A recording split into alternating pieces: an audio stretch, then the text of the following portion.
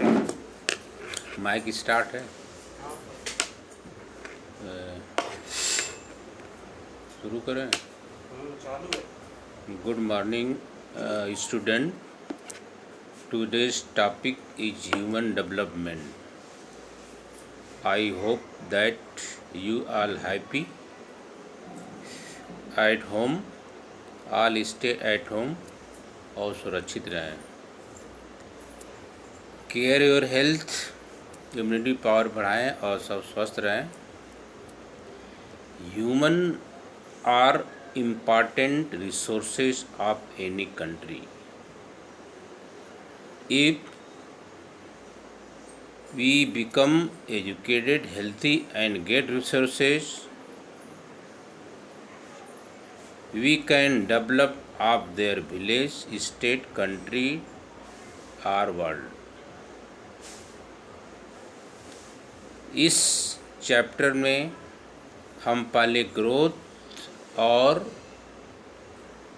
Development के बारे में समझने का प्रयास करेंगे।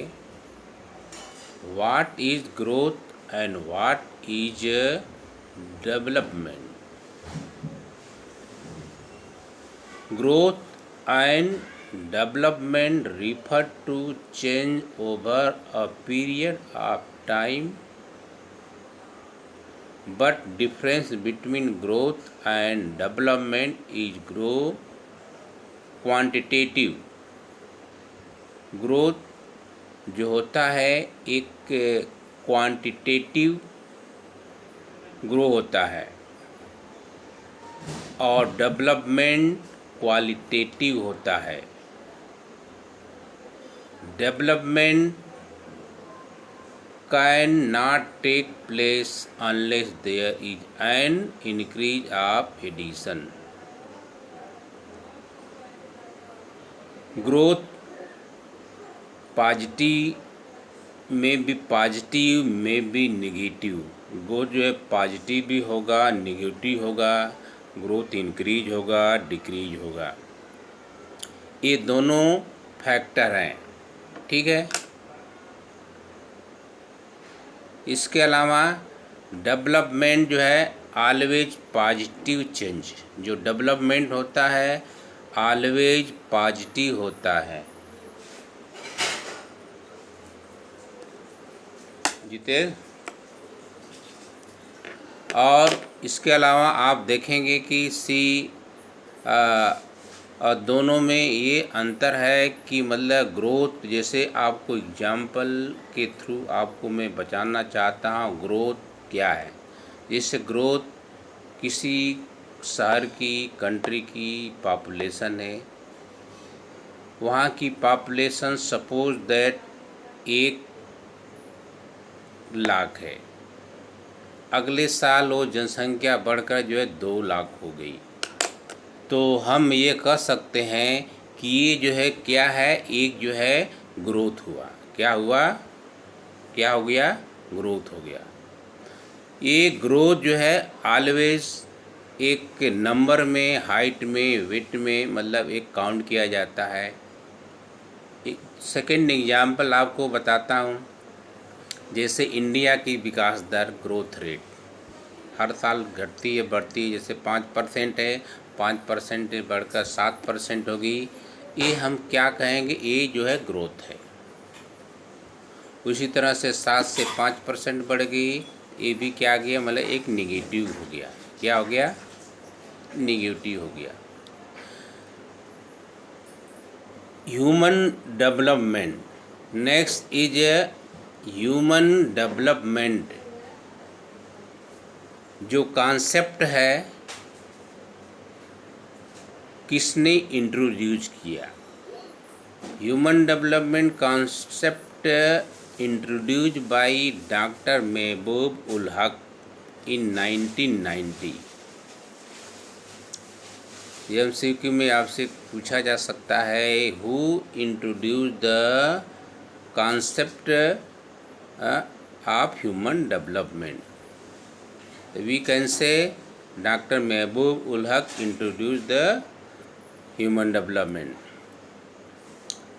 और उन्होंने ह्यूमन डेवलपमेंट के बारे में बताया कि इनलार्ज द पीपल चॉइस, जो पीपल की चॉइस हैं, जो लोगों की इच्छाएं हैं, उनको क्या करना, इनलार्ज करना। जब उनकी इच्छाओं को इनलार्ज करेंगे, बढ़ाएंगे, तभी उनका डेवलपमेंट होगा। इसके अलावा आप देखेंगे अचीव दूसरा फैक्टर है उनके जो है इम्प्रूव देयर लाइफ, उनकी लाइफ को क्या करना, हमको इम्प्रूव करना है। तो create condition with their people can lead meaningful life, एक मीनिंगफुल लाइफ उनको हमें क्या देना है, तभी ह्यूमन का डेवलपमेंट होगा। उनकी आवश्यकताओं को बढ़ाना है, उनकी लाइफ स्टैंडर्ड को सुधारना है। तो किस प्रकार की या उनकी लाइफ स्टैंडर्ड है, वो सारा काम इस थ्रू करना है, ह्यूमन को करना है। एजुकेशन सिस्टम को बढ़ाइए, मेडिकल सिस्टम को बढ़ाना है, जो भी एसेस रिसोर्सेज हैं उनको भी डेवलपमेंट करना है। और दूसरा जो है इकोनॉमिस्ट थे अमर्त्य सेन।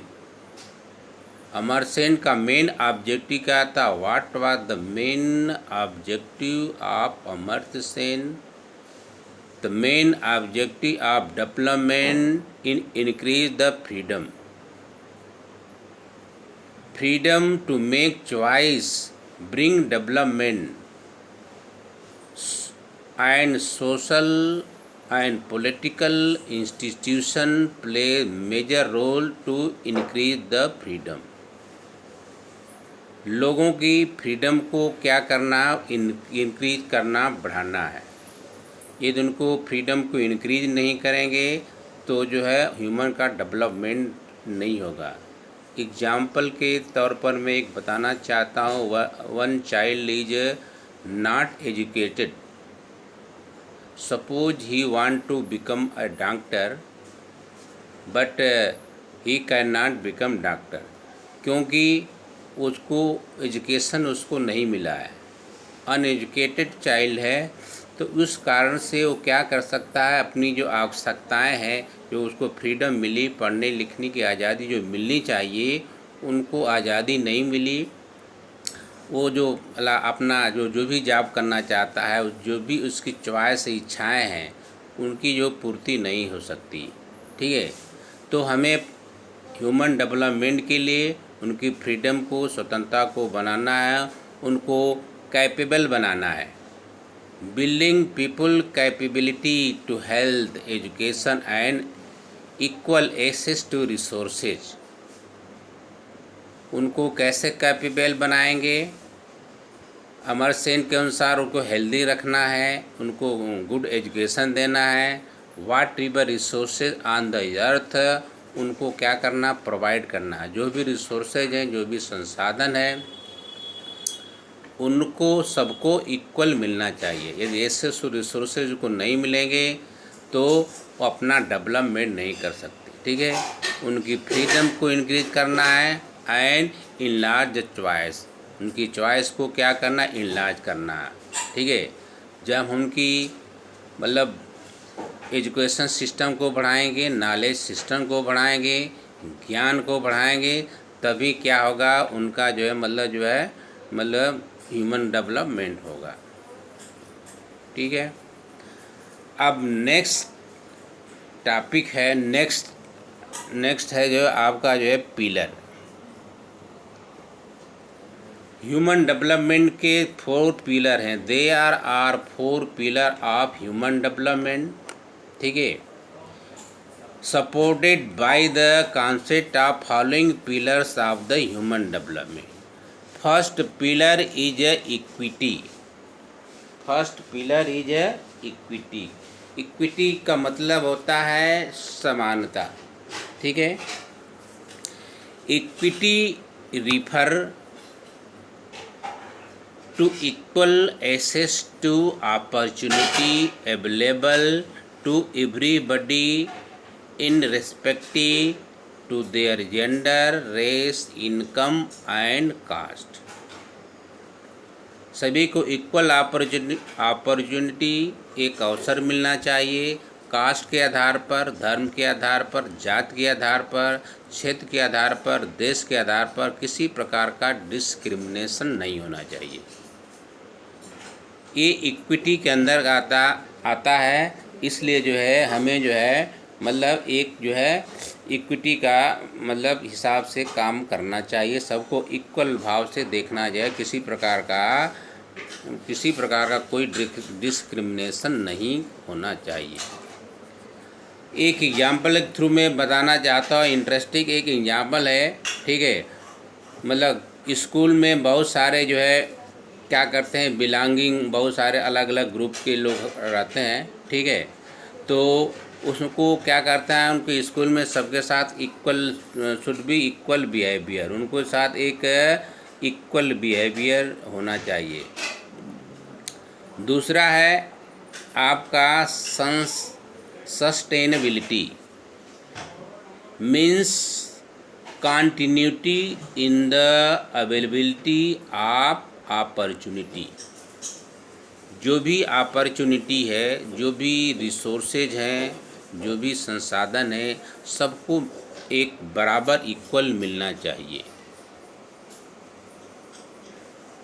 और दूसरी बात है कि जो भी रिसोर्सेज है, संसाधन है, so that future generation can even use the present resource. जो हमारी फ्यूचर जनरेशन है, आने वाली जो पीढ़ी है, उस पीढ़ी को भी उसका एडवांटेज होना चाहिए। कुछ there are some resources, there are limited, they can be exhaustible हैं, समाप्त होने वाले हैं। तो हमको उस रिसोर्स को क्या करना है, बचा कर रखना है। यदि रिसोर्स बचा कर नहीं रखेंगे, संसाधन बचा कर नहीं रखेंगे, तो आने वाला जो हमारा पीढ़ी है, जो जनरेशन है, उसका एडवांटेज उसको नहीं मिलने वाला है। इसलिए रिसोर्स एक इम्पॉर्टेंट संसाधन है। तो जैसे मैं बताना चाहता हूँ, all environmental, financial, human resources must be used, keep in the mind the future misuse of any these resources will lead to fewer opportunity for future generation. जो रिसोर्स हैं, जो संसाधन हैं, उनका मिसयूज नहीं करना है, उसको सेव करना है। आने वाली पीढ़ी के लिए हमें बचा कर रखना है। इसके बाद अगला आता है थर्ड, प्रोडक्टिविटी।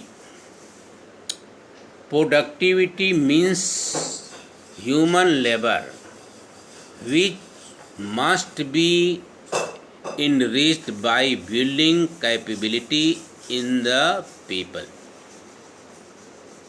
जो ह्यूमन रिसोर्स है, ह्यूमन लेबर है, वो क्या करता है, एक प्रोडक्शन करने का काम करता है, उत्पादन करता है, प्रोडक्शन करता है। तो उसके लिए ज़रूरी है कि ह्यूमन को एक हेल्दी मतलब हेल्दी होना चाहिए, उसको स्वस्थ होना चाहिए। उनके नॉलेज को क्या करना है, इनक्रीज़ करना है। उनके ज्ञान को हमको बढ़ाना है। Effort to increase their knowledge और प्रोवाइड बेटर हेल्थ फैसिलिटी, उनको एक अच्छी स्वास्थ्य सुविधाएं प्रदान करना है। Ultimately lead to better work efficiency. यदि उसको नॉलेज को, ज्ञान को बढ़ाएंगे, उनको हेल्थ फैसिलिटियों को बढ़ाएंगे, तो अच्छा प्रोडक्शन कर सकते हैं, अच्छा उत्पादन कर सकते हैं। यदि बीमार रहेंगे, अनहेल्दी रहेंगे हमारे देश के लोग, तो प्रोडक्शन नहीं कर सकते हैं। नेक्स्ट है आपका empowerment. Empowerment means having the power to make choice which is the possible by increasing freedom and capability। उनकी कैपेबिलिटी को क्या करना, इंक्रीज करना। Such power came from increasing freedom and capability. इसमें अच्छी गवर्नेंस होना चाहिए, गवर्नेंस का मतलब सहयोग होना चाहिए, पीपल ओरिएंटेड होना चाहिए, जो पॉलिसी हो are to be require policy जो है गवर्नमेंट की पॉलिसी है लोगों तो पहुंचनी चाहिए और लोगों को एम्पावर बनाना चाहिए। और the empowerment of socially and economically disadvantaged group is the special important। हमारे इंडिया में बहुत सारे लोग सोशली एंड इकोनॉमिकली बैकवर्ड हैं, पिछड़े हुए हैं, तो उनको एक हमको एम्पावरमेंट बनाना है, उनको एक सशक्त बनाना है। जब सशक्त बनाएंगे तो ह्यूमन का डेवलपमेंट होगा। जैसे नारी सशक्तिकरण सरकार कुछ करती है, लोगों को मतलब जो गरीब लोग हैं, गरीब लोगों की गवर्नमेंट मदद करती है। ये सारी सुविधाएं मतलब जो है गवर्नमेंट मतलब लोगों को एम्पावरमेंट करने के लिए, एक सशक्तिकरण बनाने के लिए, मजबूत बनाने के लिए ये सरकार हमारी जो है कर रही है। ओके, धन्यवाद।